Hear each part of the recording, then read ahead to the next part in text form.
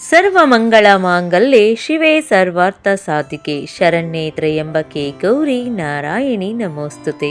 ನನ್ನೆಲ್ಲ ಪ್ರೀತಿಯ ಸ್ನೇಹಿತರಿಗೂ ನಮಸ್ಕಾರ. ನವರಾತ್ರಿ ಹಬ್ಬದ ಹಾರ್ದಿಕ ಶುಭಾಶಯಗಳು. ಸ್ನೇಹಿತರೆ, ನವರಾತ್ರಿಯಲ್ಲಿ 8 ದಿನಗಳ ಪೂಜೆಯನ್ನು ನಾವು ಮುಗಿಸಿದ್ದು 9ನೇ ದಿನವಾದಂತಹ ಇಂದು ಸಿದ್ಧಿದಾತ್ರಿ ದೇವಿಯನ್ನು ಆರಾಧಿಸುವಂತಹ ದಿನ.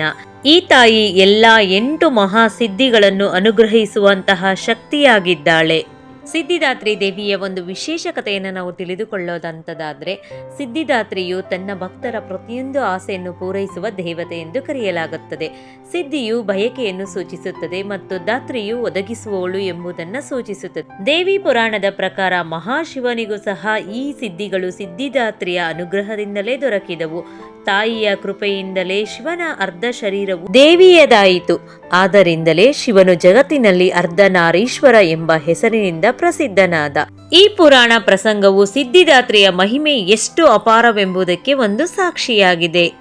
ತಾಯಿ ಸಿದ್ಧಿದಾತ್ರಿಯ ಸ್ವರೂಪದ ಬಗ್ಗೆ ನಾವು ತಿಳಿಯುವುದಾದರೆ, ಸಿದ್ಧಿದಾತ್ರಿ ದೇವಿಗೆ 4 ಭುಜಗಳು, ವಾಹನ ಸಿಂಹ, ಕಮಲಾಸನದ ಮೇಲೆ ಕುಳಿತಿರುವ ಆಕೆಯ ಕೆಳಗಿನ ಬಲಗೈಯಲ್ಲಿ ಚಕ್ರ, ಮೇಲಿನ ಬಲಗೈಯಲ್ಲಿ ಗದೆ, ಕೆಳಗಿನ ಎಡಗೈಯಲ್ಲಿ ಶಂಖ, ಮೇಲಿನ ಎಡಗೈಯಲ್ಲಿ ಕಮಲ.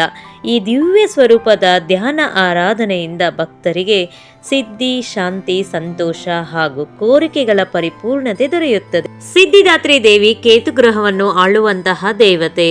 ಈ ದೇವಿಯ ಆರಾಧನೆಯಿಂದ ಜಾತಕದಲ್ಲಿ ಕೇತುವಿನಿಂದ ಆಗುವಂತಹ ಕೆಟ್ಟ ಪರಿಣಾಮಗಳನ್ನು ನಾವು ತೊಡೆದು ಹಾಕಬಹುದು.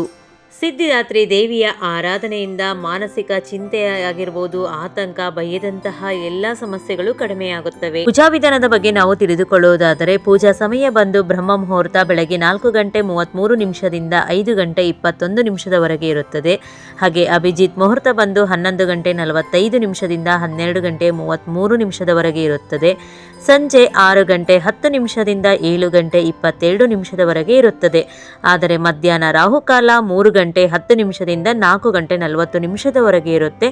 ರಾಹುಕಾಲವನ್ನು ಬಿಟ್ಬಿಟ್ಟು ಉಳಿದ ಸಮಯದಲ್ಲಿ ನಾವು ಪೂಜೆಯನ್ನು ಮಾಡಬಹುದು.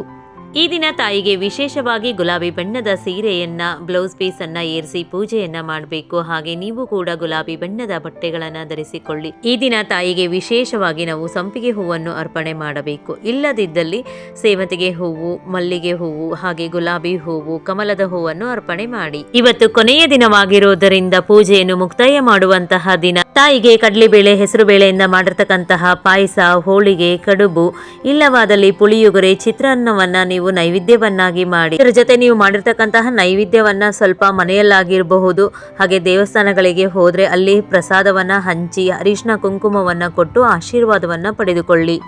ತಾಯಿ ಸಿದ್ಧಿದಾತ್ರಿ ದೇವಿಗೆ ಹೇಳುವಂತಹ ವಿಶೇಷ ಮಂತ್ರಗಳು: ಯಾ ದೇವಿ ಸರ್ವಭೂತೇಷು ಸಿದ್ಧಿದಾತ್ರಿ ರೂಪೇಣ ಸಂಸ್ಥಿತ ನಮಸ್ತಸ್ಥೈ ನಮಸ್ತಸ್ಥೈ ನಮಸ್ತಸ್ಥೈ ನಮೋ ನಮಃ. ಓಂ ದೇವಿ ಸಿದ್ಧಿದಾತ್ರಿಯೇ ನಮಃ ಎಂದು 108 ಬಾರಿ ಪಠಣೆಯನ್ನು ಮಾಡಿ.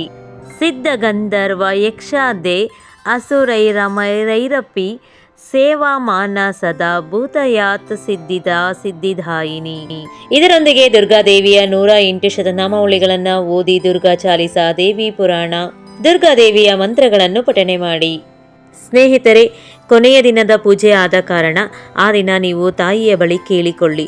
ಈ 9 ದಿನಗಳ ಕಾಲ ಪೂಜೆಯಲ್ಲಿ ತಿಳಿದೋ ತಿಳಿಯದೋ ನಮ್ಮಿಂದ, ನಮ್ಮ ಕುಟುಂಬದವರಿಂದ ಯಾವುದೇ ತಪ್ಪಾಗಿದ್ದರೂ ಕೂಡ ವನ್ನು ಕ್ಷಮಿಸಿ ನಮ್ಮ ಕುಟುಂಬದ ರಕ್ಷಣೆಯನ್ನು ಮಾಡಿ ಸುಖ, ಶಾಂತಿ, ಸಮೃದ್ಧಿಯನ್ನು ನೀಡು ಎಂದು ಬೇಡಿಕೊಳ್ಳಿ. ತಾಯಿ ನಿಮ್ಮೆಲ್ಲರ ಕನಸುಗಳನ್ನು ಬೇಗನೆ ಈಡೇರಿಸಲಿ. ಧನ್ಯವಾದಗಳು.